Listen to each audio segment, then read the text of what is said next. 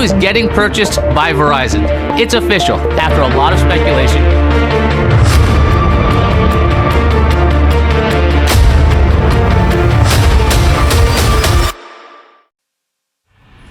What if I told you Yahoo had the chance to buy Google? That too, twice. Imagine being so powerful that the internet runs around you. Billions of searches, emails, news, and users at your fingertips. That was Yahoo at its peak. Yet, it let Google and Facebook slip away. How did a leader make choices so surprising that ended up as a warning for every startup? This isn't just a story of missed opportunities.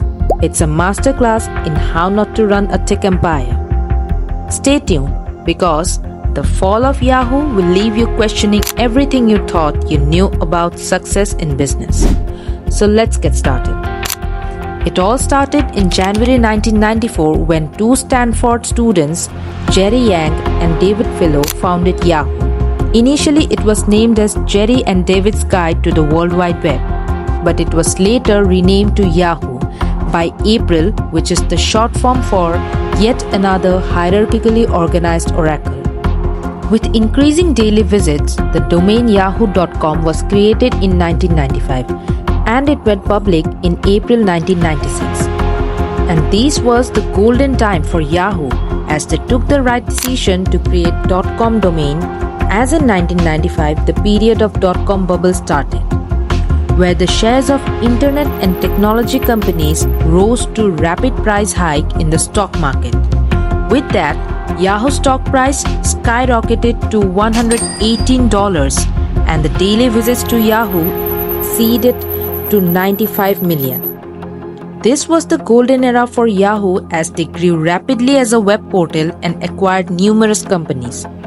But it didn't last long, as due to funding shortages, overvaluation, and many other factors, the .com bubble burst in 2001, and the stock price of Yahoo fell down to $8.71. Here's when their downfall started.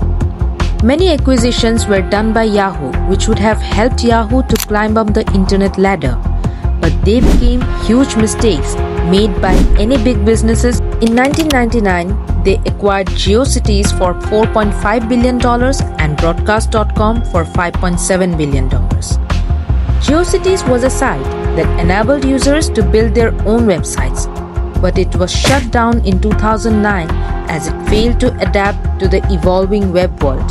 Again, Broadcast.com, which was the largest online television site at that period, fell into the wrong hands and was thrown out of the race by Netflix and YouTube due to the same reason for not adapting with the evolving generation. And so, Yahoo shut it down in 2002. Then they bought Tumblr in 2013 for $1 billion, but Tumblr users were unhappy with it, as they had seen what Yahoo had done to other businesses. So they started an online petition against Yahoo, which got 170,000 signatures. Ultimately, it was sold to Verizon. Nextly, they acquired Flickr in 2005, which could have been the Instagram that we are using today, but was lost in the shadow due to Yahoo's lack of a clear vision and reluctance to invest in further development. Now that's a long list of failures, but there's more to go. They would have been the biggest brand ever known in the internet history, but this was all burned to ashes due to Yahoo's foolishness. In 1998, Yahoo was offered to purchase Google for $1 million, but they rejected.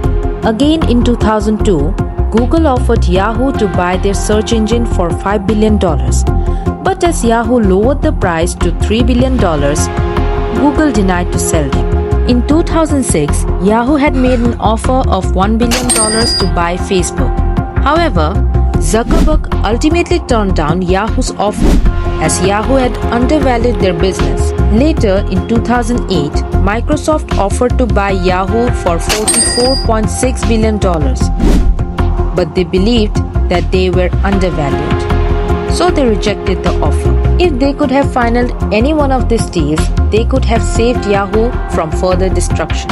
Yahoo's real downfall began when leadership turned into a game of musical chairs. With each new CEO, dancing to a different tune.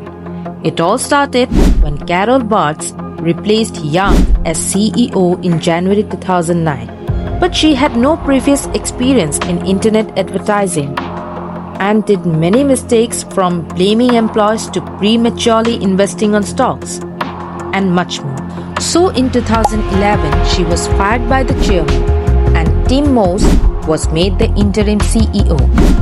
Then they appointed Scott Thompson as the CEO in January 2012.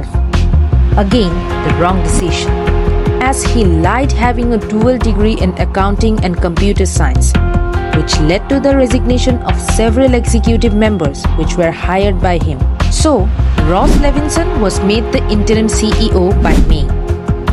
By the next year, Marissa Mayer was appointed as the official CEO. It was reported that the stock prices had doubled for over 14 months since Mayer's appointment, but it was not because she had done some great job. It was possible because of the Chinese company Alibaba Group that was bought before Mayer's tenure. She was doing all well, but the problems arose when she fired her own first major hire, Henrik de Castro, in 2014. She lacked the vision for Yahoo's future. During her period, the Yahoo homepage had a little changes, but it merely looked like their own, but mostly looked like an attempt to copy other popular sites. Even when they changed the logo in 2013, it failed to explain any changes in the brand experience. She tried very hard to revive the brand by commissioning a book that contained everything about Yahoo's past and future, but it was too late to change people's mind. She tried to focus on mobile and social media by reviving Yahoo as a mobile app, but was largely unsuccessful. Also, the company faced major data breaches that led to users losing trust on Yahoo. It was in September 22, 2016, a major data breach of 2014 was disclosed. About 500 million user accounts were hacked. By December, another data breach of 2014 was disclosed. This had totally killed people's trust on Yahoo, but this had a further effect on the brand. In the same year, in July, Verizon Communications announced acquisition of Yahoo for $4.83 billion. But due to disclosure of major data breaches, the purchase price of Yahoo was dropped by $350 million in 2017. By June of the year, Yahoo was acquired by Verizon Communications and Marissa Mayer resigned. The remaining parts of Yahoo were renamed to Altaba and later liquidated in 2020.